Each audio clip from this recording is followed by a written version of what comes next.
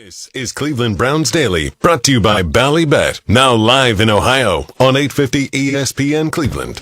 You know, it's a long game, as y'all seen. There was moments in the game where it looked like they were going to pull away, but we kept going. So you got to watch the whole game. You got to play the whole game. Watson out of the gun. In the backfield is Elijah Moore. Watson takes the snap, drops back to pass. Pressure's coming, moving to his left. Pumps once, throws inside the 10. He's got Moore at the goal line, into the end zone. Touchdown, Browns. Yeah, that's my favorite play of the game. Honestly, that was my favorite play of the game.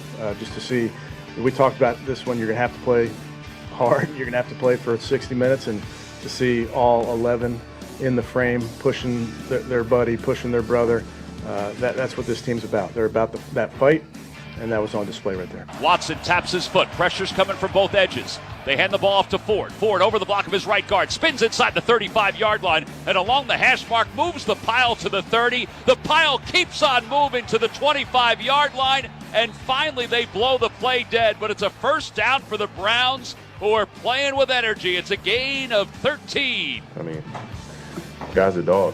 We've known that for a long time now.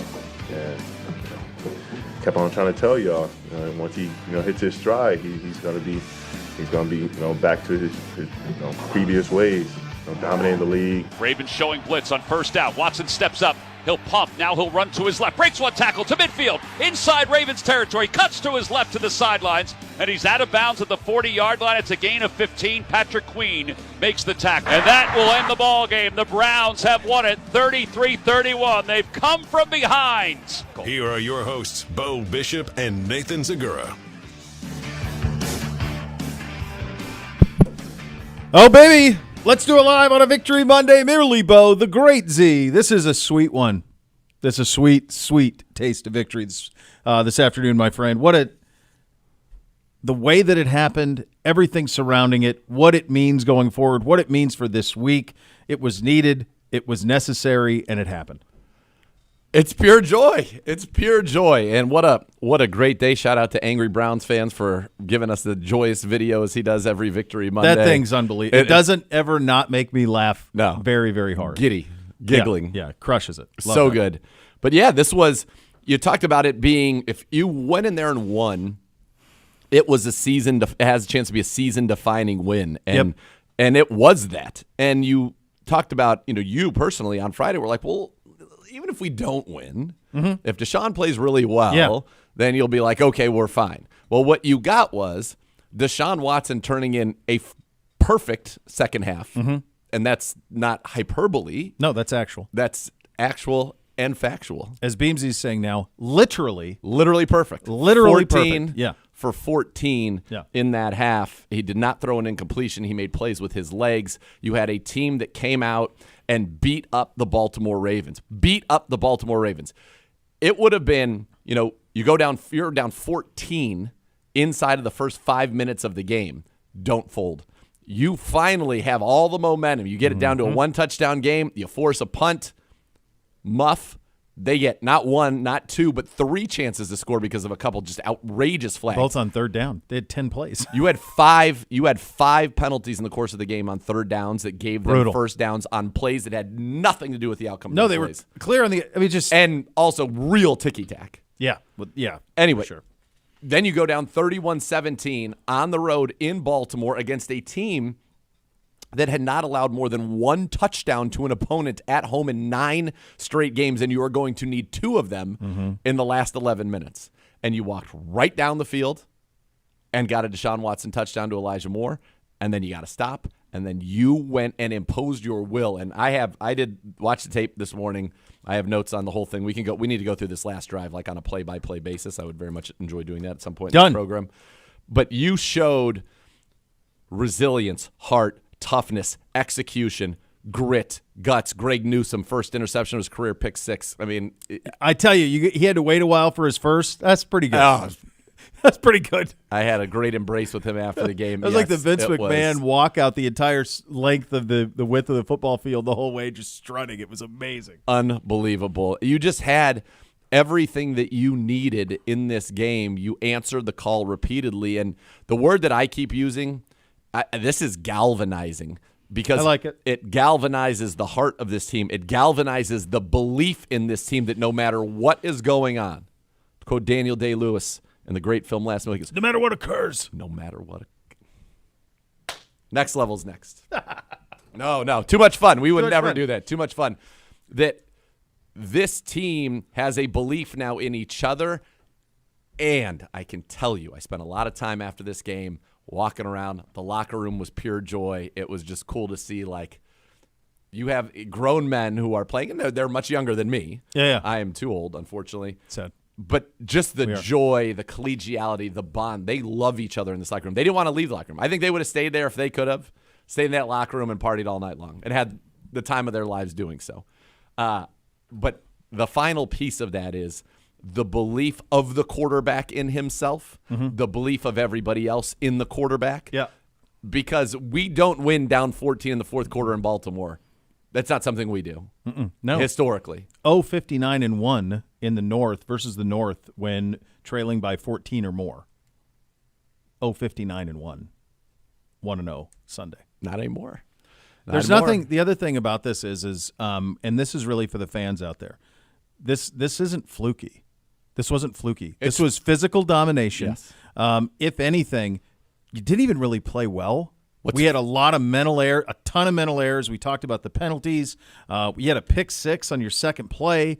You had the muff punt, which directly led to a touchdown. Like, you had all of these mental mistakes that happened, and you still won the game. You missed an extra point. I mean, it was just so many things that we didn't even play in the vicinity of clean, and yet you still hung tough and won against the hottest team in football, the team that was playing the best in football. Remember, the last two times out, they slumped the Lions and the Seahawks. They were the hottest team in football. Lamar was playing the best quarterback that anyone was playing in the league coming into that game, and you weren't clean, and you still won. This is now 3 wins this season against teams that I think can win the Super Bowl: Baltimore, Cincinnati, and San Francisco. So what the hell does that say about you? It says everything you want to say. When you were talking fluky, the only thing that was fluky, honestly, was that the game was going the way that it was. The Ravens didn't convert a third down in the first half of this game. Yeah. Not one. Not one. And it felt like, to your point, 12 men on the field extends a drive. Oh, gosh. On that special teams. That one was brutal. The fact that you mentioned, the pick six, which wasn't a bad play. That's exactly where the ball was supposed to go. Kyle Hamilton just made an all-pro play. Sublime play. Yeah. It was kind of surreal at the time. But for this team to have that kind of belief in each other, the belief in the quarterback, and when you have all of that, so many people can make plays on this team. You know, Miles is making plays. Owusu-Koramoah is making plays. We got a special guest in the house coming in today, visiting the Browns. Young man battling cancer. We certainly wish him well. Go Browns, man. Good to see you. Let's go. Yes, let's go. I love it. But this was awesome. I mean, it was honestly, it was awesome. And after the game, I haven't seen that kind of emotion and elation on every level of this organization, from the very tippy top through the players, coaches, everybody, because you know that you are a part of something that puts you in a position now to, if you handle your business, it's in front of you. You can, in some ways, control your own destiny. You're going to need, obviously, one game of help with the Ravens, ultimate at some point. But they're at 3 losses, you're at 3 losses, and you beat them head-to-head once. So you control your own destiny if you go out and continue to win. The Bengals have the toughest remaining schedule. The Ravens have the second toughest remaining schedule. That's right. The Steelers are 9th. We're 24th. So do not literally control your own destiny, but damn near, right? Handle your business, and you can win the division. This was – let's have the DeShaun Watson conversation. Let's. So hurts his ankle right before half. 6 of 20 in the first half. 6 of 20. 6 of 20. Goes into half. And you and I are texting at half, and I'm going, my God, what is going on here? Why is this? What is the problem? Why is this not going? And we've had frank conversations about it here on the show. I think that him, and then you don't see this because you're doing the game. The TV cameras coming out after halftime are on P.J. Walker warming up. Oh, we talked about because he was not out there at that point. I'm going, really? Is this where we're at? We're going to go this way? We're going to go P.J. Walker? This is how this is going to go? Good Lord, just forget it. Let's do yard work. I'm you're not coming back that way. So in my head, and I'm guessing many of you out there listening, that's the perspective you had. So the first time that you see DeShaun Watson on the television copy playing, or that have any inclination that he's going to play, is when he's under center. Okay, so that's the first context we have. So we saw them warming up, and on the broadcast we mentioned P.J. Walker's, and we have not seen DeShaun Watson. And then he came running out, holding his wristband. And then as soon as I saw him turn the corner and he put his wristband on, I'm like, all right, it's on. And he came back, and you could just tell immediately with the theme, oh, look right here. Hello. That's pretty good. You could tell that he was going to play. But you didn't know what to expect because it had been bad. Well, you certainly didn't know. And so let me to tell you do something. that. The second half, I thought Kevin Stefanski did some very, very good things in terms of just getting the ball out of his hand quickly, getting it to David J.O.K, who continues to have a phenomenal season, and after the catches is pretty much he's the best in the National Football League. Well, and after an early drop. It was a big drop. Big one. I got J.O.K. Yeah, it was a big one. This is, as we've said, this could be a season-defining win, and now it's what do we do now that we're in this position? One of the guys who will have a big, big say in that is Jeremiah Owusu-Koramoah. He joins us right now live on the program. J.O.K, thank you so much for the time, man. This was sweet Sunday in Baltimore. What was it like for you to be a part of this comeback and to be able to make the plays that you guys did down the stretch to secure the win? Man, first and foremost, man, we want to give all glory to God for sure for allowing us to have the opportunity. Secondly, man, it's the process. You know, all week we emphasized, stopping the run. We emphasized having more turnovers, making sure that we capitalize on a lot of the smaller things that we made mistakes on in the first game. So to see that come to fruition and to do, didn't do the best that we can do, but we did it just enough to allow that process to come to fruition. So, J.O.K, for the people that don't get to be in the locker room, take us into that locker room after that game, because this is my 11th season with this team. That was as joyous a locker room as I've seen after that win, and I thought it was awesome. Yeah, well, we knew how big of a game that was, not just, because of the standings, but, really just because, the pride that we have as Cleveland Browns and the pride that this city has to see that go down how it did the first time, wanted to make sure that we definitely got our revenge, but also, again, it's the process. When a lot of times that the process, I have Anthony Walker here ignoring me, so he's trying to distract me. If we can get somebody down here to watch out, well, but yeah, man, I think it's really all about the brotherhood that we have, all the time that we spent together, and to see us go out there and to execute on our things, it's amazing. Move. Yeah. AWOK is always messing with our interviews. He did that last week too with me. Yeah, he's always doing with Dalvin that Tomlinson. Guy. Yeah, man. J.O.K, what did it mean for you guys to have DeShaun play the way that he played in the second half? Goes in. I don't know how much you guys knew if he was going to play or not, but to go 14-14. Yeah. I mean, that was amazing. That's one of the best performances that we've seen from him. Oh my gosh. Bro, move, bro. Nevertheless, but it's great, D.Y. He's not just, another player, just another quarterback, but he's an anchor for us, you know what I mean? And an anchor does more for the team in that energetic way. And the vibration that he brings to the organization is very high. So to see him go out and perform the way he did, man, it definitely boosts our esteem. When Dustin Hopkins missed the extra point, he came to the sideline. There were a lot of defensive players who went up to him. What were they saying, and how awesome was it to see him get that opportunity and kick that ball through the uprights for the Browns' victory? Yeah, we know D-Hop, man. We know that he always comes to perform the way that he. We trust him. He trusts us, and when that trust is there, and you make a mistake, but you have a choice to come back. You hear all the time, to fall is accidental. But to stand back up or to stay down is a choice, and he chose to come back on what seemed to be a downfall for him. And we came out there and we just said, hey, like, we trust you. And then when he makes the go ahead winner, it's all love at the end of the day. And he knows exactly where we're at. And, we always look forward to seeing him come back to do those things that he does well. Speaking of things that people do well. I'm sorry, guys.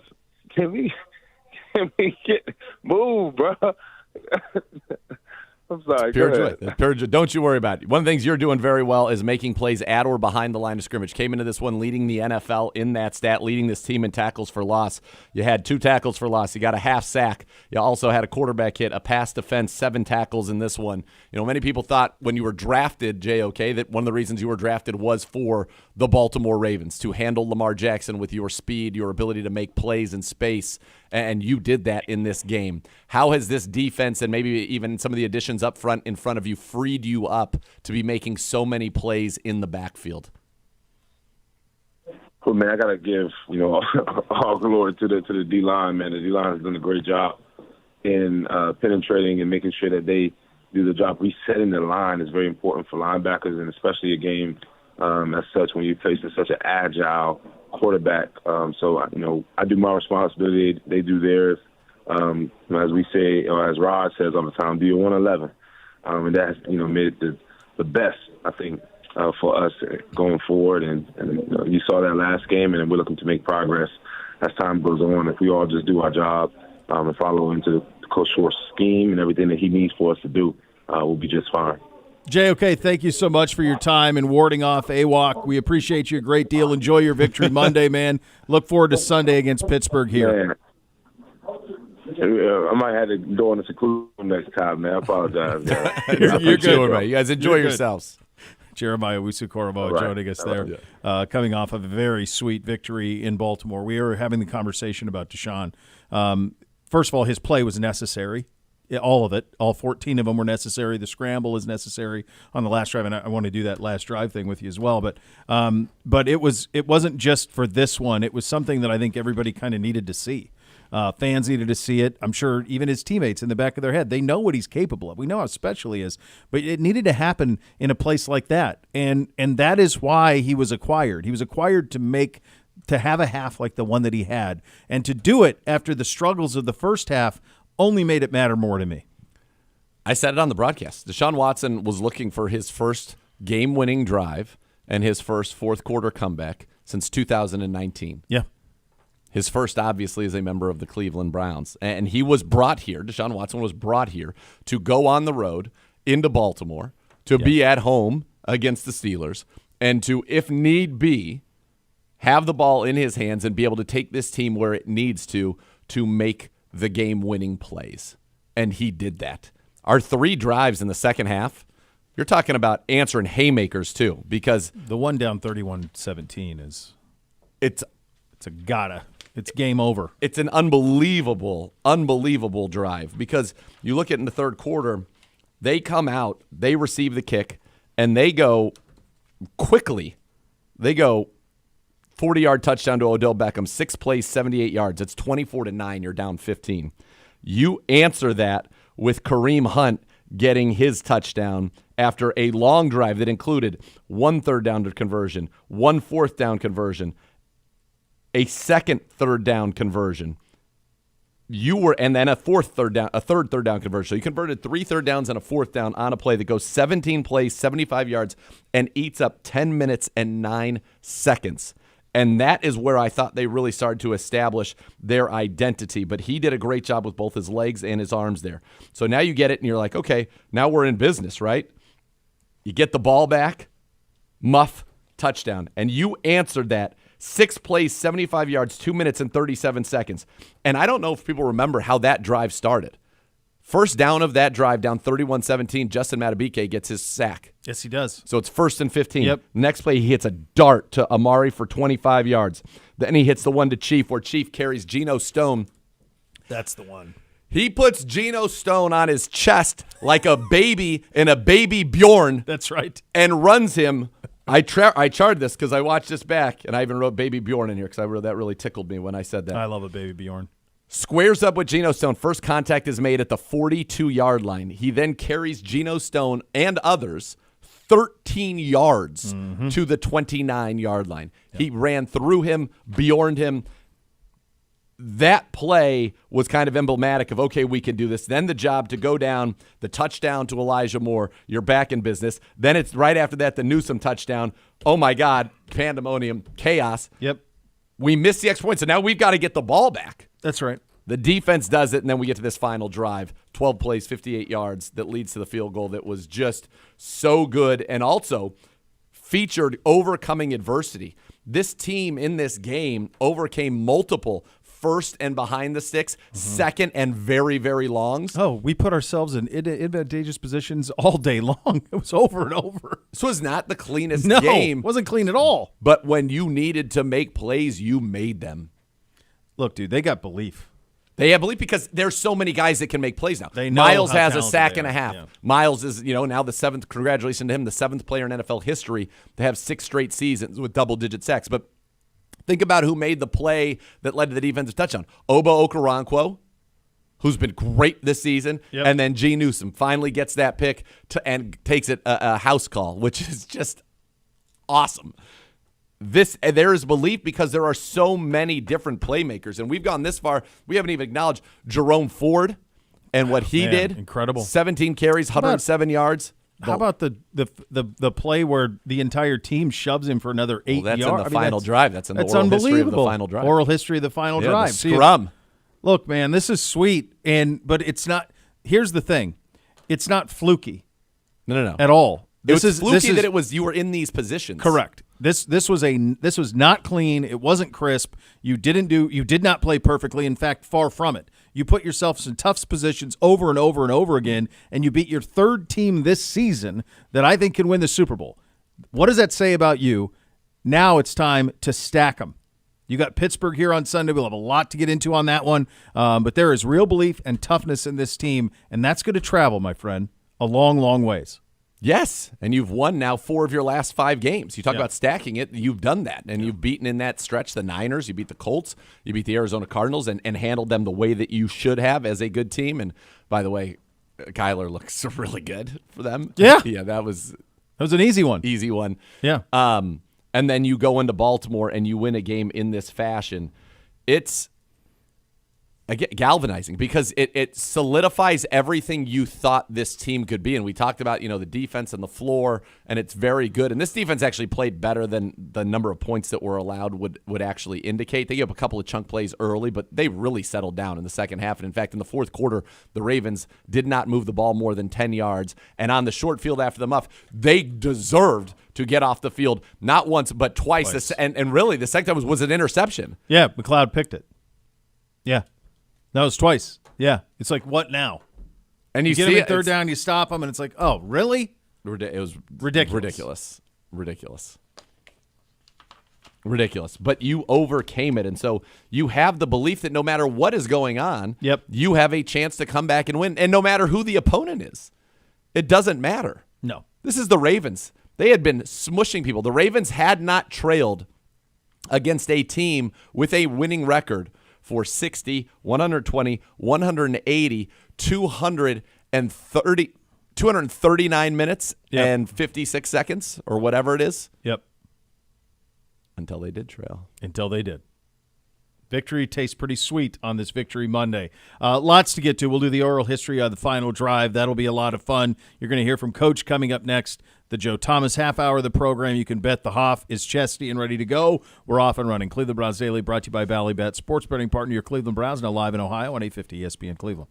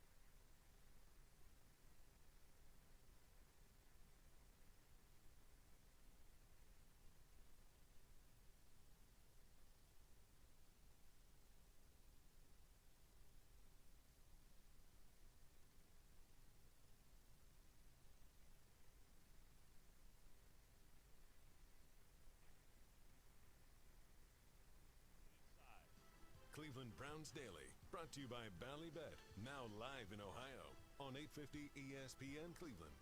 You ready? Yep.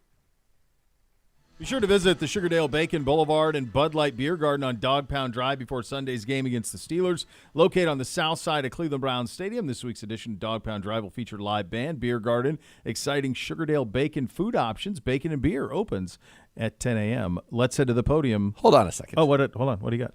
Uno, did you edit that rejoin? On-air light would be helpful for you, but that's not your fault. Yeah, I need one of those too. No, the rejoin is directly from... Who did this one just right now? No, just the clip from the game, of the sack. That was from our friends at ESPN 850 Cleveland. Did they cut something great that you set out?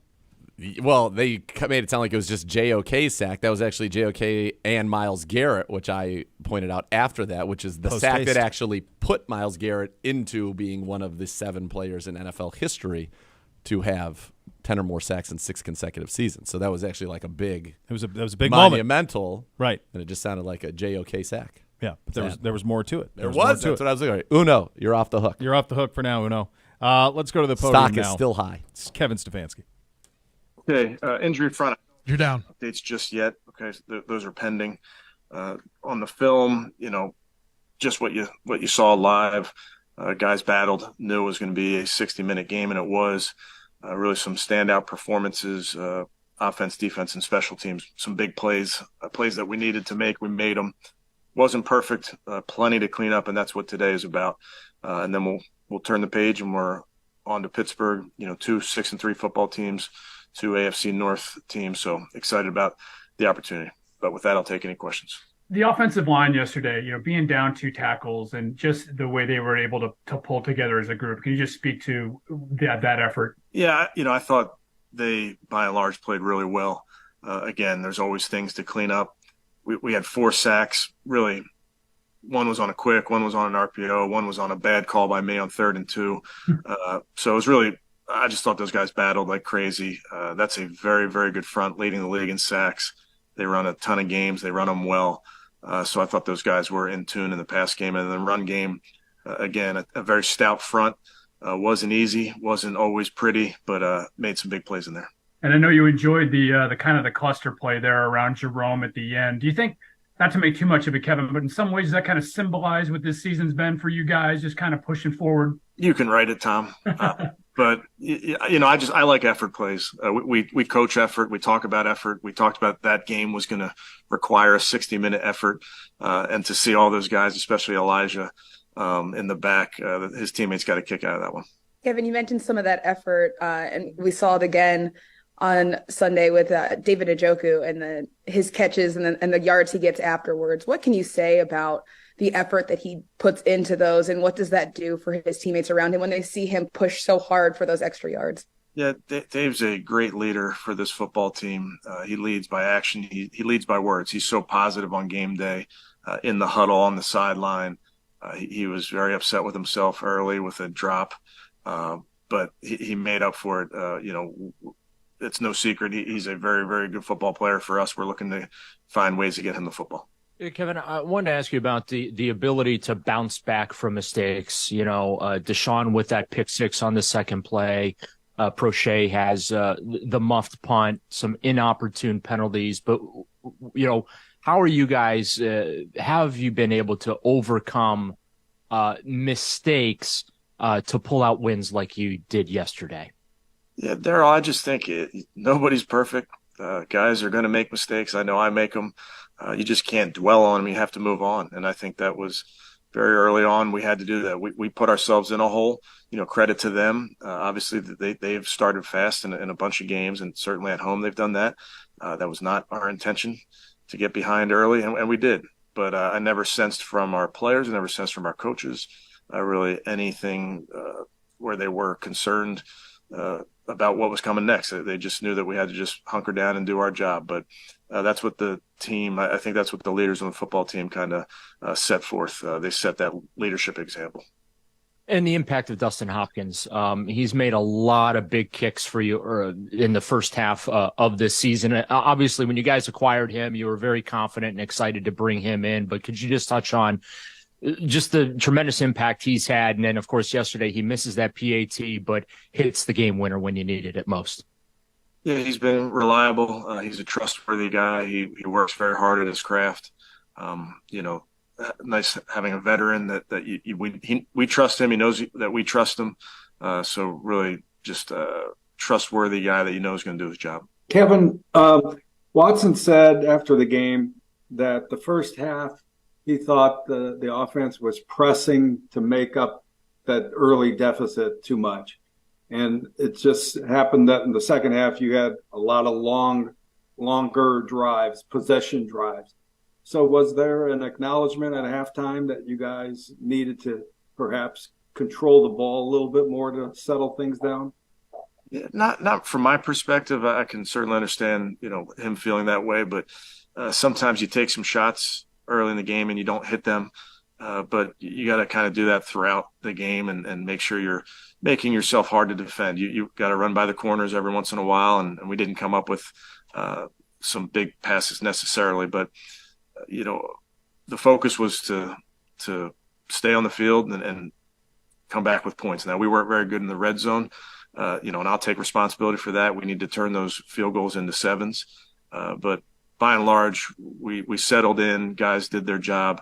And we were good on third downs, and that was the ability to stay on the field. Wanted to ask about Mike Ford and just the timeliness of that pick to get it when he does, knowing like the Ravens in that situation had a chance to double dip there. Yeah, that was huge. He played really well for us. He battled, played inside, played outside, played special teams, got that interception like you mentioned. They have a great kicker, so kept them out of getting to midfield and potentially trying a long one. So really pleased with the effort that Mike had yesterday. And I mean, just looking at a guy like him, he's a veteran. He seems like he's stepped into a sort of leadership role on this team. What does a guy like that who, makes plays on special teams, can step in on defense into a new role and still make plays? What does he do for like the chemistry of the defense, the team, all that stuff? Yeah, Mike does a great job during the week, during the games. Brings great energy to the team, plays a style that really fits us. He's relentless in everything he does. I think you see that on a bunch of his special teams reps, and then certainly on defense, you saw he plays with physicality as well. Hey, Kevin, you and some of the guys mentioned who plays harder, longer, who's going to be the team that won yesterday. Why was that a theme for you last week? Just felt, those division games, playing against a very good football team. We knew it was going to be a 60-minute game. It just is when you're playing in this division and playing at their place, and the physicality that was going to be required. So just felt like that was our mindset for that week. Hey, Kevin, playing in this division and the physicality and the toughness you talked about, but how satisfying was it to take the ball with 5 minutes to go and not turn it back and give Lamar Jackson or Justin Tucker a chance to win the game for them? Yeah, I mean, it was huge, and obviously that ball was on the ground there after a strip sack, and Wyatt made as big a play as there was in the game to get on it. We overcame a false start in that drive. We overcame that sack, fumble recovery to hit a big one to Amari the next play. So we got to a 3rd and 2, and Jerome came squirting out of there. So I think that drive was indicative of the game. You had to overcome some things and really had to just focus on the next play. Hey, Kevin, can you talk about how you and Stump, the way you guys use Jerome and Kareem, they just seem to blend so well together. Yeah, well, I think credit goes to Stump, credit goes to the players. Stump does a great job of understanding their roles, understanding the game, understanding the plays and what's required in those given plays. I really think keeping both those guys fresh and getting Pierre back helps as well. It's a 60-minute football game. It's a long season, so we're always trying to keep those guys fresh. But all the running backs have a great understanding of what we're doing, and I think Stump does a nice job on game day of going with the guy in the given moment.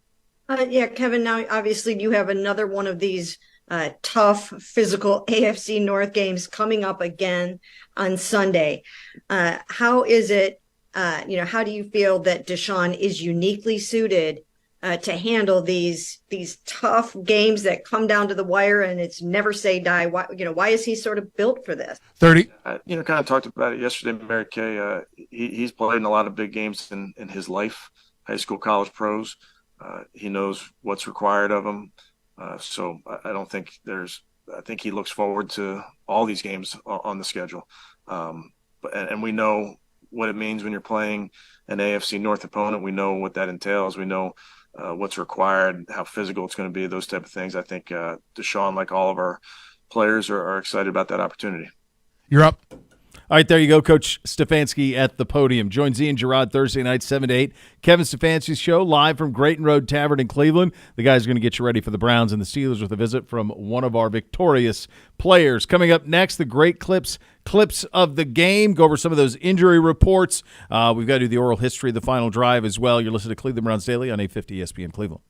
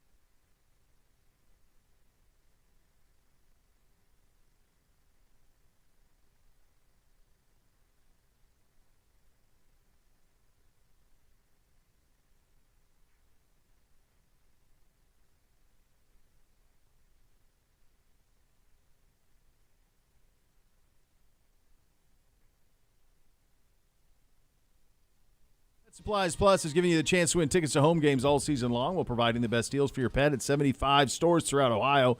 Enter win tickets at clevelandbrowns.com/Pet Supplies Plus. Receive a coupon to use your local Pet Supplies Plus as well with your entry. Pet Supplies Plus is a proud partner. Proud partner. It's a lot of It's just a lot of. Look at that. It's, it got it's you. 1, 2, 3, 4, 5. It's and 7 the plies, threes. the plies plus. The plies Yeah, plus. yeah. It's so much. Anyway, you can get that done. You're All a right. huge bee, though. Let's go to the great clip of the game presented by Great Clips. You guys see Bugsy? You remember Bugsy? Do you remember Bugsy, the movie with Warren Beatty? Yes. Oh yeah. 20 Dwarves, and he does the thing with and he kept saying it over. That's what I feel like when I got to do that read. Here is the great clip of the week. It's Greg Newsome. Clock winds under 8.5 to play here in the fourth quarter. Jackson adjusts his wristbands as he settles into the shotgun. Takes the snap, looks to his right. Ball is swatted high in the air, and it is intercepted by the Browns. Greg Newsome along the sidelines into the end zone. Touchdown Cleveland, 33 yards off the deflection at the line of scrimmage. No penalty flags. It's not the Great Clips call Anzagura's analysis. Although maybe it should. Why not? Maybe I'm on this show.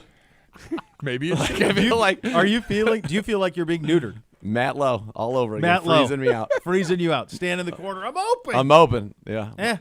We'll go over there. Kept me from playing for Lute Olson. Just knocking down threes in the corner. He said, I won't give you the ball. Can't score if you don't have the ball. It's true. So Damon Stoudemire hitting you over and over again. Oh God, me, Damon, Khalid Reeves would have been what a team. What a team. That was the English version. Would you like the Spanish version? Compliments of our friend yes. Octavio. Let's go. On the La Mega Radio Network. Oh, cuidado, el pase bloqueado. Y la toma. Allá va corriendo, sigue corriendo.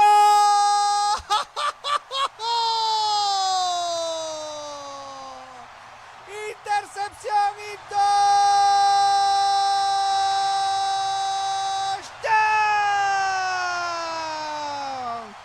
Y desde el estadio, lo que acaba de hacer Greg Newsome segundo es un milagro. That's awesome. I mean, the cackling in the middle is amazing. There's I a love that. joy to that. There's a joy to that. So good. This should be joyous. It should be. That's Beautiful. awesome. That is absolutely awesome. Beautiful. All right, we heard from Coach. Should we go through I guess we won't know anything officially injury-wise, but just kind of a feeling of where do we stand. We want to do that now. If you'd like. We had some guys go out, and then we'll do the oral history. Oh, baby. We had Denzel Ward go out with the neck, Juan Thornhill. Coach said that he wasn't going to comment on any of that yet because they just still don't know. Sure. And then the other thing we're dealing with is DeShaun because you have an ankle involved there, and he played through it and was great. Yeah, and he said in the postgame, he's like, I will be out there on Sunday. Yeah. That solves that. That solves that. Yeah. All right, let's do the oral history. Final drive. All right. So I had a blast rewatching this morning, and I watched each play probably like 20 times. It was really, really fun. But how did we get here? So we get the Greg Newsome picks, which you just heard that call, and then the Ravens get the ball back after that. Up third with a chance, really, 8 minutes and 16 seconds left, a chance really to kind of run this thing out. So they go first down, Gus Edwards for 2 yards, second down, incomplete. Third down, you almost had him. They get Zay Flowers, and he just gets across for a first down. Then Jackson to Aguilar, incomplete. Jackson left guard for 1 yard, Zadarius Smith. And that play was a game saver by Zadarius Smith because if Lamar Jackson had gotten through that hole, he might still be running. Yep. Zadarius had an unbelievable game. He was yeah, he was. Third down, they get a delay a game, which we were quite fortunate because Zadarius actually should get an assist for that because he laid in their huddle for about 20 seconds. And then on 3rd and 14, Lamar scrambles. We did a great job. Zadarius, again, was the one who clipped his ankle, and they punted it into the end zone. Look at this. Ladies and Look gentlemen. At this. No. Oh, no. steady. No, a little bit up. Come on, a little bit up. Come on. Boo. Little bit. Gorgeous Little bit. blue Yeah. suit. Jeez. No, a loafer that ends in an A with a white sole. That's gorgeous. That's a gorgeous. swag of consequence. That's Victory Monday swag right there. Yeah, but you'll notice. Not overly Subdued. boisterous. Subdued. No. It was expected, boys. We're running a business. Let me tell you something. He was excited after the game. I bet he was. I can tell you that. I bet he was. That's a source me. Source you? Yeah. Yes, source me. Yeah. So All then right. we get the punt. So here we go. First Where down. do we have the ball? We What's are on the our yardage? own 20 with 4 minutes and 55 seconds I remember to thinking go. when we had it, 4-minute drive. Perfect. 4-minute drive. We practice these all the time. And now what's a little bit more than that is that you have the Ravens, they still had timeouts. So the Ravens had 2 timeouts here, as did the Cleveland Browns. 2 timeouts apiece. Mm-hmm. So 4-minute drive, you really need a 6-minute drive. First down, Browns come out. Their own 20. They line up. James Hudson false start. Mm-hmm. So now you're at 1st and 15. You're behind the sticks. You're saying to yourself, that's not a great way to start a drive. Not ideal. Not ideal. Well, second down. You get it out to Chief quickly, splits 2 Ravens. All of a sudden, he gets 11 yards. So now you've got, he gets 14 yards. He had 11 yards yak on that one. 3rd and 1, we go to the sneak variation. Remember, we'd snuck it earlier with Harrison Bryant? Yep. So this time we have Harrison Bryant come in there. Then he gets out, and you can see Ravens being like, they all think the play's going right. Quick snap to DeShaun Watson, throw out to Jerome Ford. Now, Patrick Queen did a great job of seeing it and getting out there and limiting it to a reasonable gain. Yep. I think Jerome Ford on that 3rd and 1 ends up getting just 2 yards. Guess what? Needed 1. First down, Browns. Mm-hmm. Now, here's the hidden play within the game. 1st and 10 now, Browns 31. And you were saying, Jaron Christian, haven't called his name. No. Has played pretty darn well. This is where it mattered. Mm-hmm. Dafe Owe beats him around the edge. Ball is out. Mm-hmm. Wyatt Teller, Superman dive, gets the ball. Because that's one of those ones where you dive on and then it squirts out. Yeah, for sure. No, Wyatt gets it. But now you're at 2nd and 19 back on your own 22. And this is the throw that, to me, said everything you need to know about why DeShaun Watson was brought here. 2nd and 19, you get a quarter's coverage from the Ravens. He runs at the middle right deep quarter, and then hits a hitch. But they are all over him in his back pocket, on his back. And he throws this ball low and to the right, away from the defender that, quite frankly, Rocky Sin is being worn as a cape by Amari Cooper. That's how good the coverage is. And throws it right down there. Amari gets it for 17 yards, gets you back to 3rd and 2. 2-minute warning happens after this play. So we went from 4:55 to the 2-minute warning, and we're only now at our own 39. That's right. So 3rd 19 and 2. yards. 3rd and 2. Shotgun. Inside handoff to Jerome Ford. Up the middle, he gets 6 yards there behind a Posick-Petonio double team. Then 1st and 10. This may have been the biggest play here. Watson scrambles left to the Baltimore 39 for 16 yards where he is hit. My dad was very upset with this. Patrick Queen tried to punch him in the face. Dirty. Upon review, trying to punch the ball out made sense. But my dad was convinced he tried to. I said, Dad, do you really think you tried to punch him in the helmet? Like, he's wearing a helmet. Dirt. It was dirty, but I did watch it back. I could see why it would look like that if you only saw the TV copy, but from behind, to give my dad certainly the benefit of the doubt here. So he goes there for 16 yards. Now, remember, he's injured on the play. So if you want him to stay in the game, you have to take a timeout even though he got out of bounds. Yep. So the Browns take a timeout, but those 16 yards now gets you to the Baltimore 39. Then this sequence. I mean, think about how good these 4 plays were. 17 yards to Amari on 2nd and 19. 6 yards by Jerome Ford on 3rd and 2, running hard, and he played great. Then 3rd play would be the Watson scramble for 16, where on that play, 3rd and 16, where's my notes here? He felt there was an unblocked blitzer off the right. He felt it immediately as he at the top of his drop, took off, gets into a little bit of space, but Kyle Van Noy was waiting for him, gave a little pump fake that held him a second, gets out of Van Noy's tackle, and then is able to get the 16 yards. So many things went well on that one. The next play is the infamous, no, I'm saying infamous, that's El Guapo. It's the famous scrum run. It's unbelievable. You give it to Jerome Ford. This is 1st down at the Ravens 39. His first contact where he gets the head up, stand up, is at the 34-yard lines of the Ravens. Watson is pumping behind the scenes. The end zone view is great. Little Elijah Moore is in there, churning his legs. Tillman's in there. Chief's in there. Hudson. Betonio sees. He joins the fracas. Posick, Christian, all of them. Everybody. Wyatt. Boom. Pushing. They push the entire team, and I thought this was hilarious. Clowney had a good game. he's the only guy who's not involved in this other than Watson, and you see him kind of run by the side, like looking at it. Like, are we on sure the tape, we're going to get in this? This one out. We get down to the 27. That was a 12-yard run with 7 yards of scrum. Where we just said, we are the more physical team. We own you. And Chief had kind of set that earlier. You get a run right. You get another run right by Kareem Hunt for 5 yards. And then I had noted on the broadcast, he wants to be on the left hash. So I was actually surprised second down didn't go left, but maybe that's what they were thinking, and they were able to get 5 yards. Third down, Watson kneels it, gets left, and then you make it. But that those 4 plays, 2nd and 17, run for 6 on 3rd and 2, the scramble for 16, and then a run for 12. Those 4 plays, when you had to have them, were executed at such a high level by so many different people, quarterback and receiver, running back and offensive line, quarterback really making an unreal play on his own. And then, the offensive line getting it done, and then D-Hop, boom, right down the middle. Did you see his quote after the game? No, what did he say? He said, I felt like an arsonist who put out the fire I started and then was, hailed as a hero. I love that guy. I love that guy. I love that guy, man.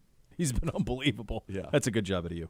Thank I really you. enjoyed that. It's That was fun watching it, and when we're doing X's and Joe's this week with the Hoff, I hope we get in there and that scrum run has so much on it because the scrum was the second part, but the reason I mentioned he got 5 yards without taking contact, it was kind of a trap where they let Clowney in and then wham block from Bitonio coming from left guard around to the right side, and there was a mountain of a hole because of that. Yeah, that's what allowed for it. Unbelievable stuff. OBM, the preferred provider of copiers and document services to Cleveland Browns. They'll tackle any size office, the number 216-485-2000, or visit ohiobusinessmachines.com. I want to tell you one other thing, and that is that in the second half, we did stay under center some, but we became much more of a shotgun team, and that's what our quarterback is the most comfortable in. This is our best shotgun running that we've had all year. 24 carries, 147 yards, 6.1 yards a carry from the shotgun. Under center, 12 for 31, 2.6. That's skewed a little bit by sneaks and by the kneel at the end and running when they knew we were going to. But our shotgun run game, which was involving counters, tosses, pullers, zone. How about that one where he fake toss it to himself and then Cedric Tillman on the backside crush a Benoit? Oh, my God. It's amazing. It was amazing. And that could have been a big play. Yeah. Just missed a big play. Just missed it. Hoff up next. Cleveland Browns Daily, 850 ESPN Cleveland.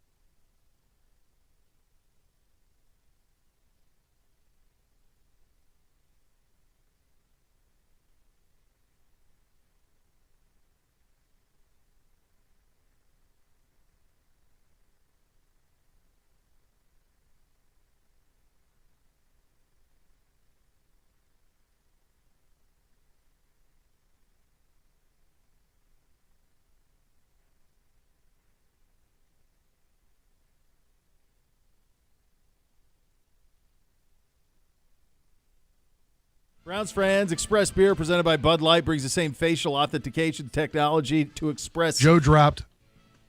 All right. Beer purchases in the stadium. Dedicated Express Beer stands are the fastest way to get a beer in Cleveland Browns Stadium. If you're 21 or over, go to the Tickets tab in the Browns mobile app to learn more. The Joe Thomas half hour coming up here shortly. Go ahead. What do we have? Shout out to David. He said, at Bo, at Nathan, at Browns_Daily, enjoying Victory Monday on every level. And he's got us on. And he's got, this is going to be one of those, look at that. He's got us and Bland's. I mean, how about it? Yeah, hold that up so you can get the picture of his tweet through us. Yeah, that's like there's a lot going on there. There's a lot happening. That's great. All right, got Joe back. I got to tell you, Bland's at 1 o'clock on a Monday. He's like, getting after it. If If you're going to do it, that's a good way to do it, but that's getting after it. Yeah, all right. Absolutely. We have the Joe Thomas half hour. The Hoff joins us now. Are you in the golden smoking jacket by chance, Hoff? Not currently, but I guess we could always make an exception. Maybe I have to go fire it up here after I get off with you fine gentlemen. I mean, you called Browns by $1 billion in it. I feel like you need to make every prognostication in it from now till the end of time. Hey, done. It's a deal. It's a deal. Joe, this was what was cool. Nathan and I were talking about this, and we were talking about it on a group text exchange this morning. We weren't clean. We didn't play perfect. We shot ourselves in the foot over and over and over again, and yet somehow win, and it's not fluky at all. How do you make sense of what happened yesterday in Baltimore? Yeah, the only way you can make sense of that is you say, this is a really good team. We have a loaded roster. You've got the best defense in the NFL. You've got a dominant running game, which is super impressive to think that we're down literally our top 3 tackles, which for most people that don't really pay attention to the details, like when you go into a season, for the most part, you only have 3 tackles on your roster. You got your 2 starters, and then you've got your swing guy that can come in, and then maybe you got one more guy who's a practice squad guy, or he's a backup, but he doesn't usually dress because you never dress more than 2 tackles and 1 backup. So right now, your 2 starting tackles are guys that in a normal situation wouldn't even be dressing for a normal game. And so to be able to have a dominant rushing performance this week, and you've had in weeks past since you lost Nick Chubb, that's really impressive. And so you put all those things together, and even when you do some of the boneheaded stuff that we did, like fumble the ball when you're on the 11-yard line in the shadow of your own goal line, down 7 already. Like, it's impossible to win in that situation when there's like 5 minutes left in the game, but they were able to overcome it. I think that speaks to maybe the calm and the character of this team, where it doesn't really matter what the score is.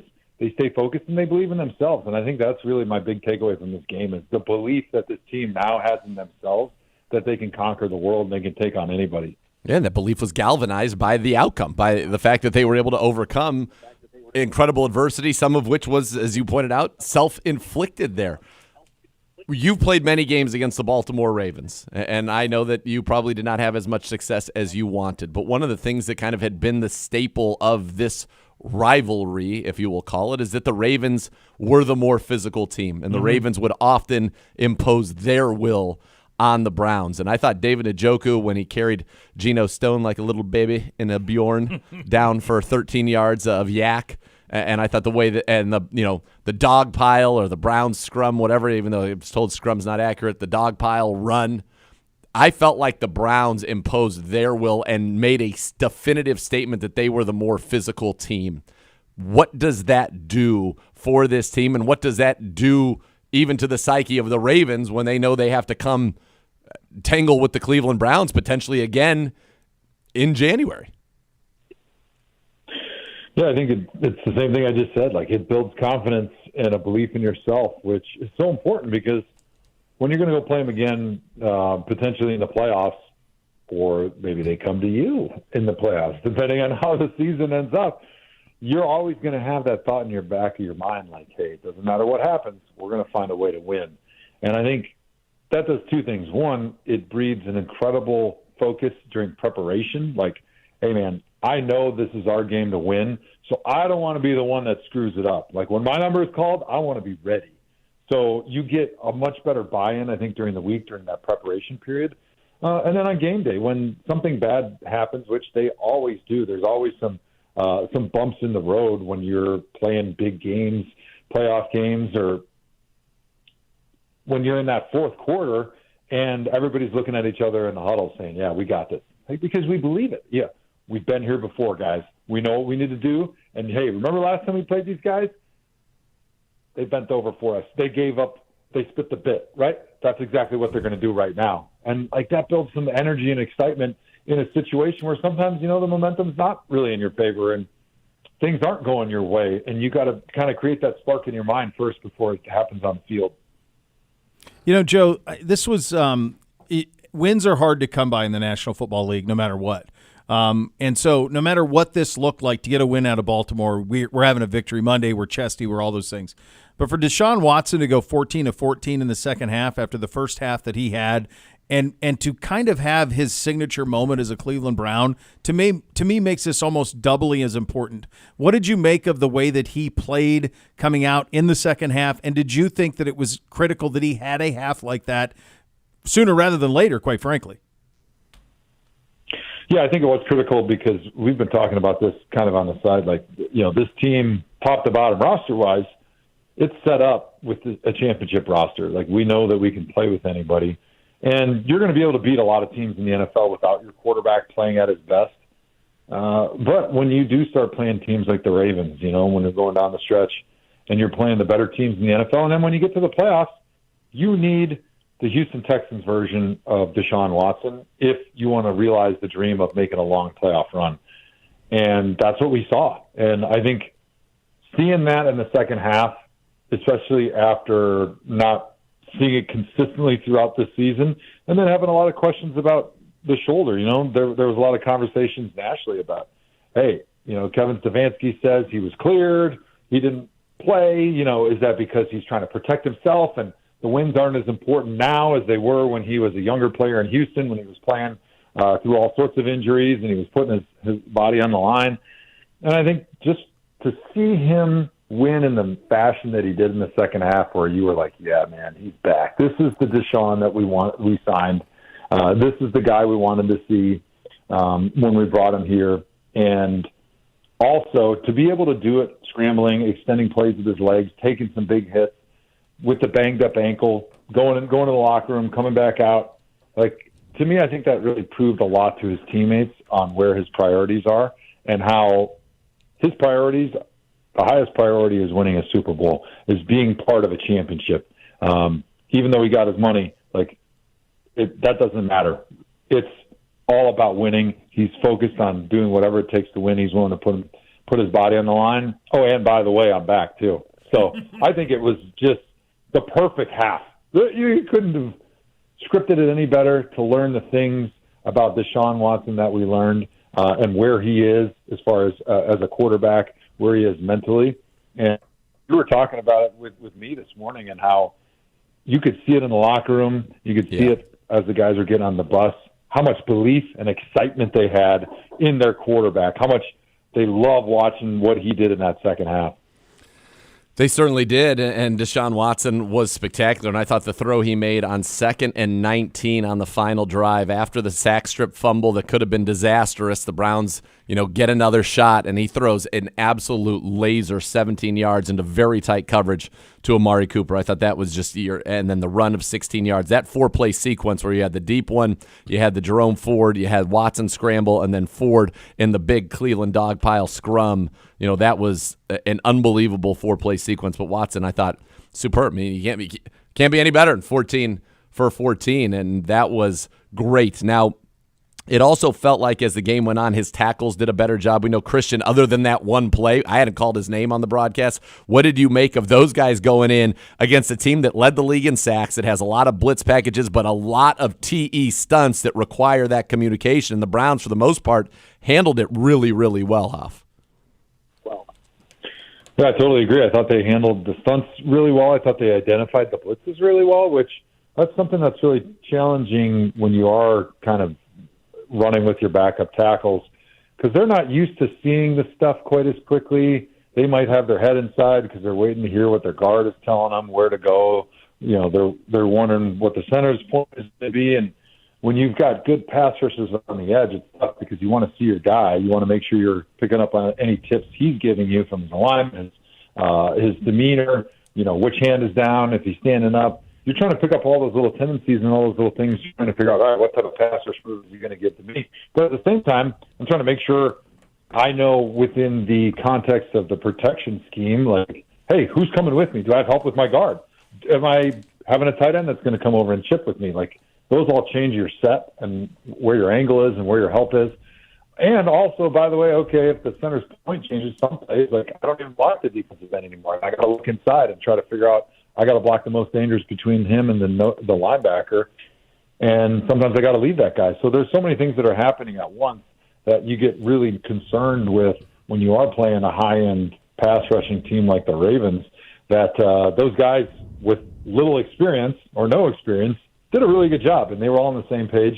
And I think that built confidence for DeShaun, knowing that, hey, for the most part, these guys are on it. Even though, my edges are not the guys I expected or hoped that they would be, they're doing a really good job, and feeling like to be confident in that pocket, I think, has to be huge as he was growing in his own confidence during that game.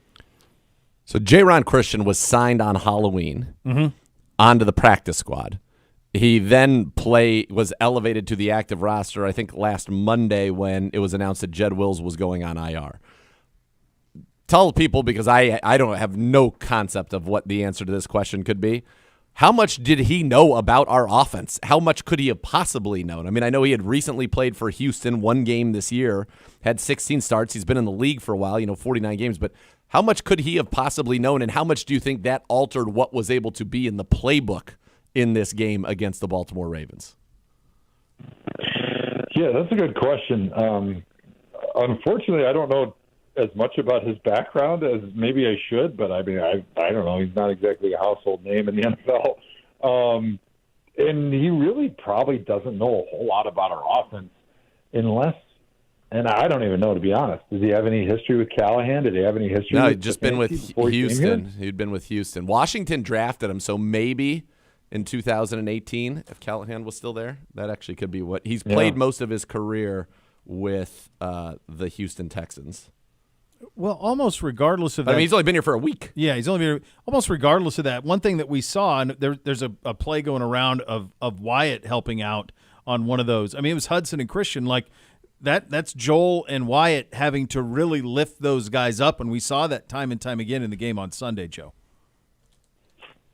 Yeah, it was awesome. And that is one of the big benefits of having Joel, having Wyatt in there, because even though you do have two new tackles, like, they can communicate to you in whatever language you speak, which it sounds funny, but it is like United Nations there on the offensive line. Like, if, for instance, a guy who's in the Hall of Fame 5 years after he retires had to go in there and play tackle for a game, I don't speak the language that those guys are speaking right now because their line calls are different than when I was there. Their protection calls are different. The play calls are different. But if you've played in the NFL, you've had something that's similar. And so for Joel being in as many systems that he's been in, it would be easy for him to talk to Christian and say, hey, look, what system were you in? What was your terminology? I'll speak in your language today, right? Because Joel, he speaks in many tongues. He's like one of these guys from the Bible. He can talk in whatever language you need to talk in. The guy's a genius. He's played in a zillion systems, the benefit of playing for a lot of bad teams. You have a lot of offenses, right? And he can help them with that and be like, hey, all right, you just listen to me. I'll say everything you need to do, right? And having a guy like that, that's invaluable, right? Because then you are able to put a guy in there who maybe you feel more comfortable with his skill set, but you're not sure that he's going to be able to pick up the game versus just elevating a guy that you have maybe from our practice squad who you're like, hey, he knows offense, but we're pretty worried if he's got to go one-on-one blocking anybody today. Just so we're clear, the next time we see Joel, I'm going to read that back to him as a quote from the Hoff. He speaks in many tongues. He's like one of those guys in the Bible. In the Bible. That's right. So I wrote it down, Hoff. I think I have it verbatim. That's the first thing we're going to see to Joel the next time that we see him is that exactly. This was not only was all of this fun, it was also critical, right? And now it's about how can you handle success. It's about stacking a win against a Pittsburgh team that won again on Sunday, despite having fewer yards than the opposition. They did it again. They're coming here. I know we'll have all week to talk about this game, but it's now, this is what the great ones do. This is what the teams that are Super Bowl contenders do, is they take care of business and then they do it again the next week. You get stranglehold of the division if you handle your business, because Baltimore plays the second toughest schedule remaining in the league, Hoff. So there's an opportunity here for this team. This is a critical week, right? Yeah, and let's be honest. I hope that these players are as pissed off about Pittsburgh's season as I am, because first of all, we let them off the hook in a huge way. Yes. In that first game. That was ridiculous. How we should, first of all, never should have even been close, but then at the end of the game, when you're finally getting an opportunity to go win the game, he gets screwed by the refs with a non-call down the sideline. I think it was Donovan Peoples-Jones maybe going for Joey Porter I think Jr. that's who it was, who just clearly was interfered with, opportunity to win the game. But then, obviously there's like this already biased hatred towards the Steelers, but just to see the team, in my opinion, is not the best team in the world. Their record is way better than it should be, and they keep winning in these just ridiculous manners. And when that happens, I feel like you have to be the police officer, and you have to come in there and you have to stomp them out and let everybody know that these guys are just a bunch of phonies. This game is massive. 7-3, control your own destiny, an opportunity to do that. How do you, and you mentioned this earlier, and you kind of alluded to it in one of your comments, but it was a central theme in what we talked about in our text chain this morning, where you were just dropping Hoff-level knowledge on us. But this is the part of the season where you can get some real separation between the good teams and the bad teams, because, as you said, when your record starts to shake out and who you are, and you know who you are and everybody else knows who you are, your give-a-damn level can change for some people on a roster. And that can be a good thing, because it can make people have a higher give-a-damn to your point that, you don't want to mess it up. But it can also, on other teams, have the opposite effect, right? Absolutely, yeah. Your gas tanks are changing constantly as your season goes on, as the record starts to change, because the teams like the Browns that are starting to separate themselves, you're starting to elevate. Now you've got the guys that maybe could go either way, right? They're the followers on your team, right? Every team's got those guys that just kind of want to follow the crowd, right? If they think the team's going to be pretty good, all of a sudden they're studying a little bit more in their playbook, right? They're putting in a little bit more effort because they feel like, hey, it's worthwhile to me, right? If the team's not going to be so good, all of a sudden they're going to start asking that question, why am I putting in those extra hours? It's not going to matter anyway. We're going to lose. Who cares? I'm going to go home and, go to my kid's birthday party, or I'm going to, go and hang out with my buddies and play video games tonight instead of studying my playbook. And so those teams, they kind of start separating themselves. You become more of who you actually are in that situation. It's like we talk about old people, like my Grandma Martini. She's awesome. Grandma Martini's kids. She loves babies so much. And, like, as she's gotten older, she's become even more sweet, like with my kids, her great-grandkids and stuff. But she has, like, zero tolerance for old people, like even own age old people, which is so funny, because you're old. But no tolerance whatsoever for old people. And as she's gotten older, it's got even worse. Like, she just gets so irritated with old people that can't hear, they can't listen, they can't remember stuff.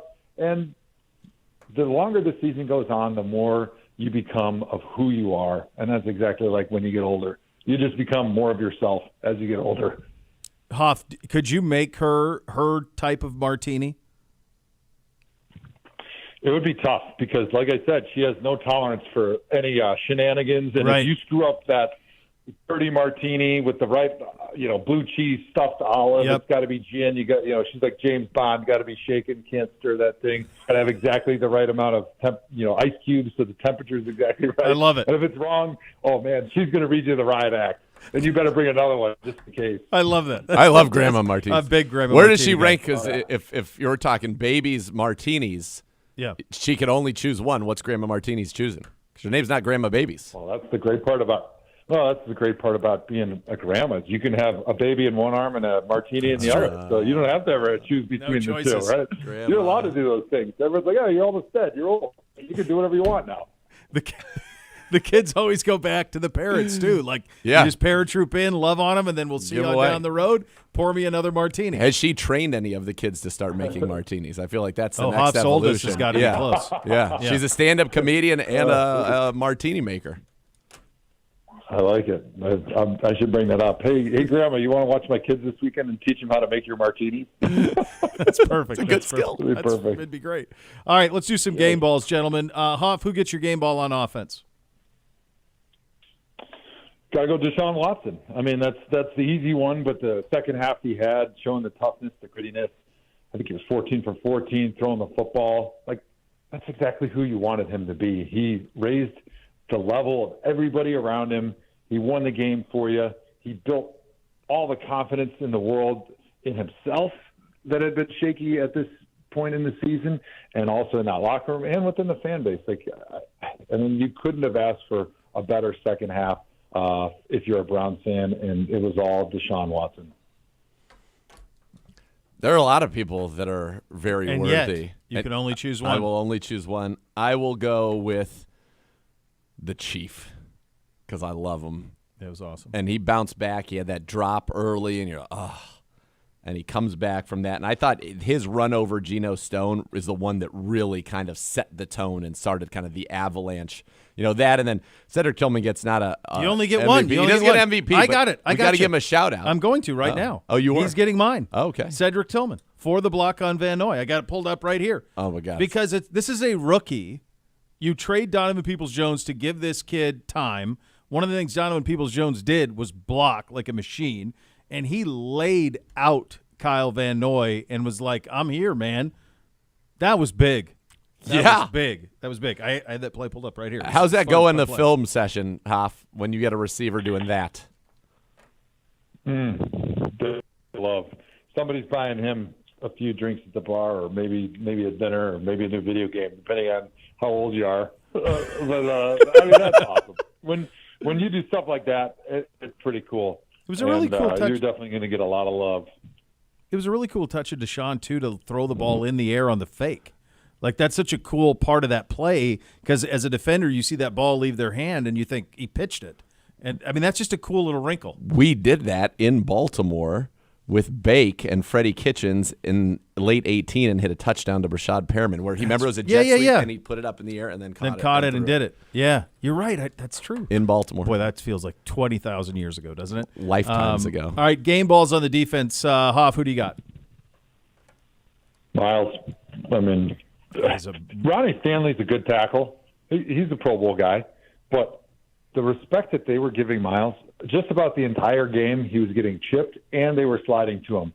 So a lot of times you hear people, you know, in our business, I'm guilty of hyperbole at times. I do get dip my toe in the hyperbole pool a little bit. It's fun. People say, oh, you got to triple team him. You know, Aaron Donald, he's getting triple teamed. You know, T.J. Watt gets triple teamed. There's no triple teams in the NFL. You can't waste three of your offensive players on one guy. However, the closest you'll get to a triple team is when they chip you and then they double team you. Yep. So that's like a 2.5 team. So not quite the college experience, but it's pretty close. It's almost a triple team, and that's what they were doing to Miles the entire game, and yet he still had a ridiculous amount of sacks. He had pressure all night, and he was a catalyst for a lot of the great plays that the secondary was making with his pressure and his consistent pressure. I'm going to give mine. I'm going to split it in half and give two people, and I think my reason's valid because you can't have Greg Newsome's pick six without Obo Okoronkwo, and that play as one earns a game ball for me. And they were a unit. I'll go Z. Zadarius Smith was incredible in this game as well. This is a fun one. And now all attention, and we'll talk about it here on the program all week long. This is as big a Steeler game as you've had in a while. You played him in a playoff game a couple of years ago in which we did it in front of Zagura and about 12 family and friends. But this will be a raucous build towards Sunday, Hoff. This thing's going to be electric. And they are there for the taking. They have been skating by week in and week out, surviving with sorcery and Mike Tomlin. They've been outgained in every game. It still continues. Yeah. Did you see the I did. backward pass? I did. How is that not over? What do you mean? He threw it a yard backwards. It's nuts. Hoff, are you familiar with the cinematic classic Tombstone? Oh, baby. Yes. Do you know are you familiar then with the line? It's not revenge we're after; it's a reckoning. It's a reckoning. That's right. That's what I like it. That's what I think's like it. coming Sunday, That's buddy. what we're looking for. I love it. I hope so. That would make me so happy. I'm so tired of hearing people talk about the Steelers and how great they are and stuff. No, it's time for a reckoning. If that happens, what are you looking for? What does practice need to be like this week for these guys here? I hope it's extremely focused, and I think that what you want to get out of this week's practice is you want to build on the momentum that DeShaun had in the second half, right? So offensively, I mean, you always want to have good practices, obviously, but this is a moment right now where DeShaun can really captivate this team, and he's been the leader, but this is his opportunity to really follow through on what he did last week in the second half and how the teammates and the coaches were feeling about him after the game, where, all of a sudden he can kind of propel himself into a different stratosphere as far as a leader goes, as far as how he is in the locker room, as far as the belief that they have in him. And then I think the belief in himself too. Yes, there had to have been plenty of self-doubt in the last couple of years, especially this year, when he was healthy, not playing well, and gets banged up, and you had to wonder in your own head, can I still do this anymore? And all of a sudden now it's going well, and to get that affirmation from his teammates, we believe in you. We know that you're the same dude, if not better than what we had, we saw in Houston. And I think that could really lift his game beyond even what we saw in the second half. In that second half, and I'll get the exact numbers as I'm able to really dive into it, but I felt like we lived in the shotgun, and that's what he is the most comfortable with. And he was great, but our shotgun running game was great, and I thought it was maybe some of the most varied runs that we had. We had some inside zone, we had some outside zone on those Kyle Shanahan tosses where you get the tackle on the front side, gets out in front, kind of loops out, but everybody else is kind of using that horizontal kind of zone move concept. We had, we on the scrum play, it was actually, and I don't know what would you call this? They let Clowney come up, and Batonio from left guard came all the way across to wham him. So I don't know if it was a trap where you're able to go over two gaps, but he came all the way over and whammed him. That created that big hole. I just thought we had such a varied shotgun run game, and we were so effective out of it. And DeShaun just seemed more comfortable in the shotgun as well. Did you notice that? And is that I feel like that has to be a big part of our identity, in addition to be able to line up and going with Nick Harris and the big guys and just imposing your will. Yeah, Pedro's disappointed. You asked 5 questions there, but I'll try to answer a couple of them at least. That play where Joel pulls and kicks out the defensive end, we used to call it stutter. If you run it from one back, it's like a power O, because it's the guard has to block out on the defensive end because it's to the weak side. But credit to Kevin Stefanski, because the reason a lot of teams don't like going in the shotgun is because it really hurts your run game, because you immediately reduce the number of runs that you can call because of typically in the shotgun you've got a back offset one way or the other. And yeah, pistol helps because it gives you the ability to run all your running back runs where the running back, we call it in the dot, which means it's just straight behind the center. Yep. And it's not offset. Because as soon as you offset the running back, he can't really go back to the same side he's on unless it's some type of guard pull scheme. Because you can imagine, okay, he's over there. You can run a draw where the quarterback runs it over to him and he's just standing there. Or he can go over to the quarterback, grab it, and try to go back the other direction. But anything that they do going back the same direction that the back is on requires the running back to stop and then start back up after he's already gotten the football. Whereas when you're in the dot, he's running full speed and he's getting the ball handed to him, and now he's got a full speed downhill look at all the linebackers and all the secondary elements and where the holes are. And that's why the zone schemes work so well, is because your running back's running full speed. The linebackers are worried that he's going to outrun them, so they start running harder, and then he cuts back because they over-pursue. So it's difficult to get a really varied run game when you're in the shotgun all the time. That's why, if you guys remember Peyton Manning when he was playing for the Colts, they had 2 runs. They would run inside zone out of the gun, and then they would run a trap play where the guard would pull. But that's like all they had because there's really not that many things that you can do from the shotgun like that. And so credit to Kevin Stefanski and those guys on offense, especially the offensive line, for being able to execute a varied run game from the shotgun to give DeShaun what he's most comfortable throwing from, but also to be able to have a run game that's tough to defend. So, I mean, I think that's maybe the evolution that we're seeing this season, whereas Kevin was more of an under-center guy before this season and in his history, and to realize, hey, DeShaun's going to be much better out of the gun, so let's adapt to him because his performance throwing the ball is going to determine how far we go in the playoffs. As much as we want to have a great run game, like that's not as important as DeShaun being sharp and running the plays and the concept that he's comfortable with. Huff, you're the best, man. Thanks for joining us on a Victory Monday. Love it, guys. Thanks for having me on. Appreciate it. All right, that is Joe Thomas of the Joe Thomas half hour of the program. If your game plan for the season includes buying or selling a home, Howard Hanna is going to have the answer, delivering a winning strategy for breaking down the game of real estate. As the market leaders in Northeast Ohio, more buyers and sellers trust Howard Hanna to be their winning home team. Visit howardhanna.com/GoBrowns today. Coming up next, the AFC North got a little help from a Buckeye on Sunday afternoon. That's coming up next. Cleveland Browns Daily, 850 ESPN Cleveland.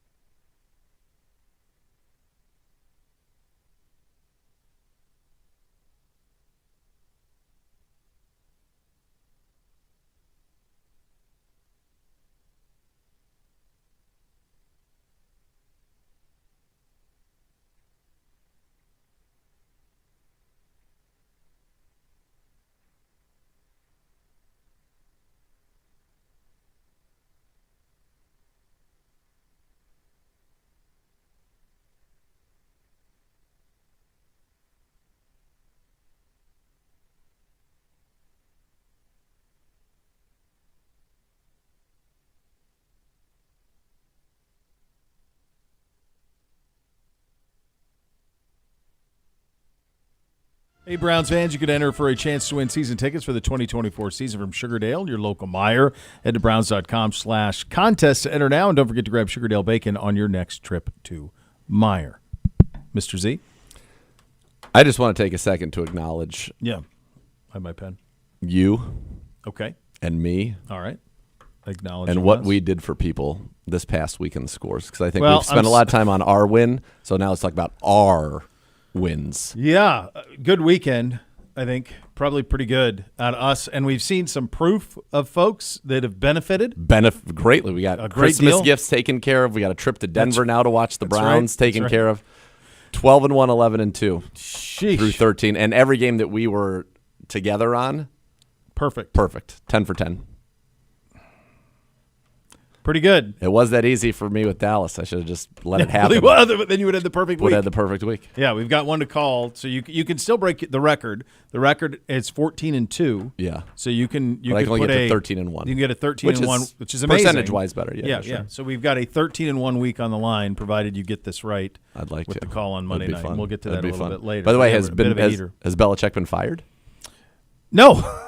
He's not been fired. Well, I thought those were the stakes. That was the report that out of the led Boston to your Globe. That led to my pick. That led to your pick. led Otherwise, to you would my have been pick. on the Colts. You'd Yeah. say he's not going to get fired. Yeah. By the way, watching that game because it was going on right before ours. I watched none of that. Okay, so Mac Jones throws an outrageously bad pick in the end zone on their second to last possession.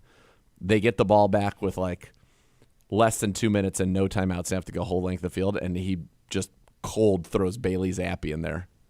Benches Mac. Really? And throws I didn't know that. And throws Zappi in for the final drive cold. And of It's like course I've seen enough. He throws a pick. They just cut their pick from 2022, one of their picks. That quarterback. The corner. Oh, Jack Jones. Jack Jones. Just cut him today. Wasn't he the kid from Houston last year? He was the one that everybody liked. They thought he was was like the prize of their dominant. draft. Yeah, the prize pick of their draft. He's They only cut played him. 10 plays this year, they said. Yeah. The GM has undone the coach.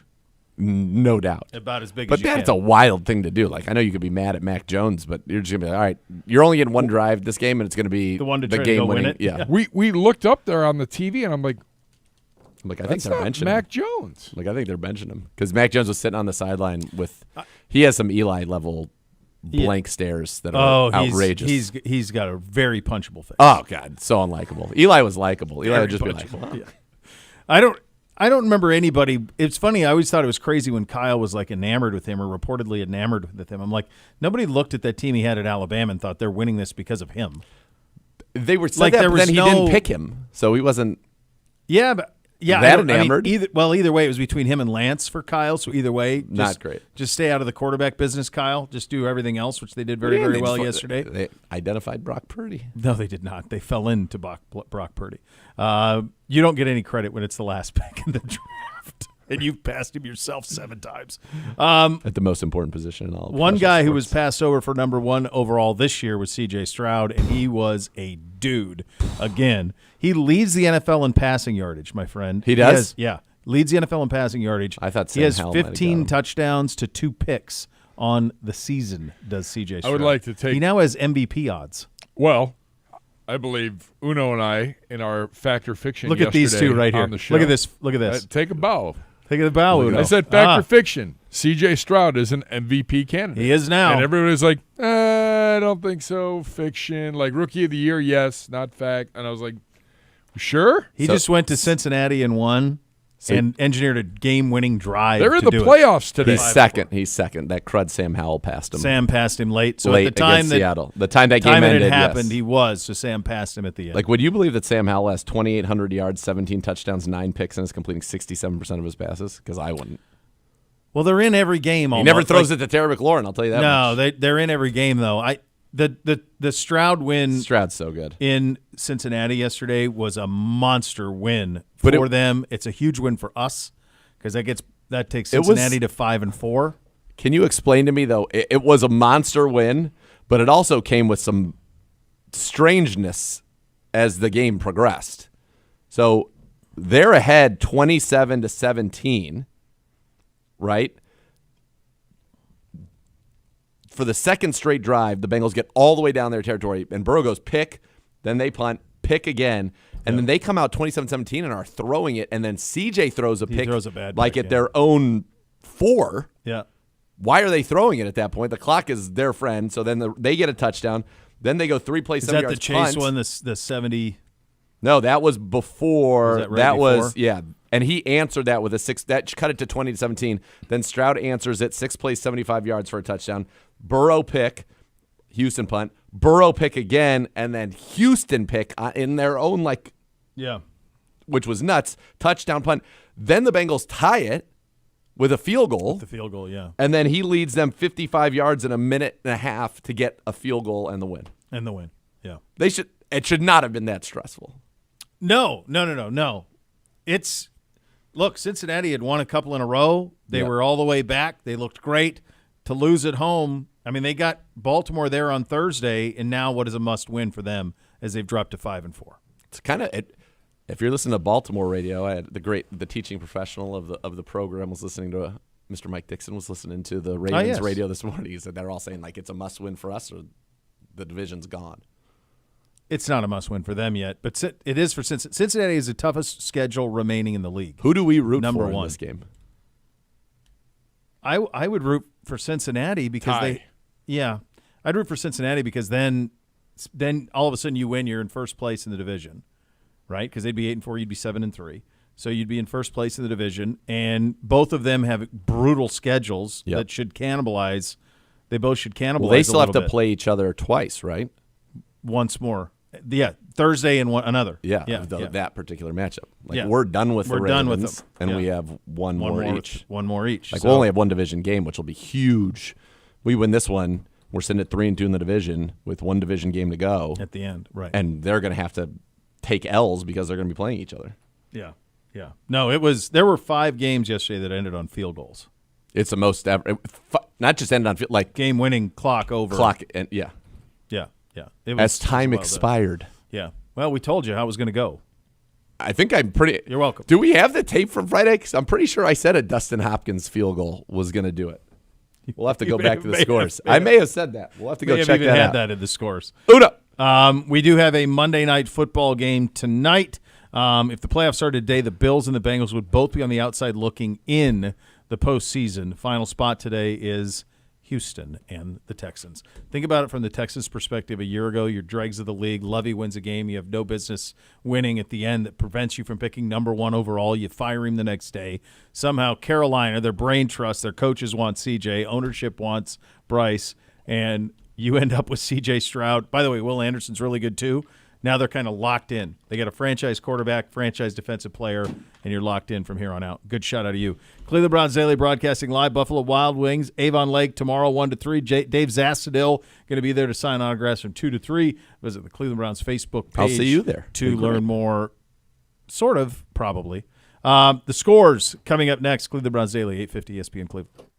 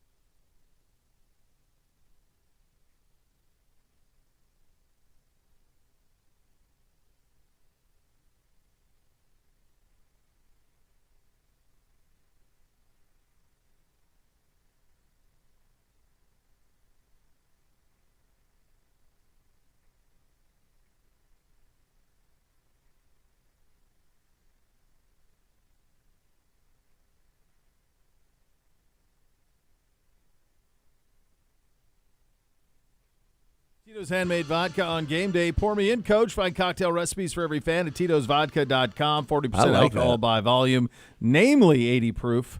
Crafted to be savored responsibly. Monday night football tonight. Gibbe, go ahead. Hi, it's the Denver Broncos. That's right.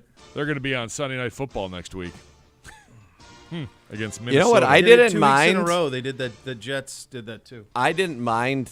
I was so happy and overjoyed. Like I didn't mind not having to watch the Sunday night game because if it was a good game. I watched a little bit of the first half. I watched the Elyria 6th grade basketball team dominate, the likes of which I've never seen dominate. Coach L. Yeah, that's a squad he's got. That's more impressive than anything on Sunday Night Football. Last night. Denver's 3-5. They've won 2 in a row. They're visiting the land of wings and beers. Buffalo. 5-4 are the Bills. Zagura. I don't have a great feel for this game. And yet, even when we don't, we win. Typically, we get house money. I'll do this one. You did it. You did it last Monday. Okay. I'm not overthinking it. Bills by $1 billion. Okay, that's where my head was at. That's where my head was at. Not overthinking it. All right. Bills by $1 billion. Nobody circles the wagons. 13-1. Come on. Let's go. Next level's coming up next. We're back tomorrow. Cleveland Browns Daily, 850 ESPN Cleveland.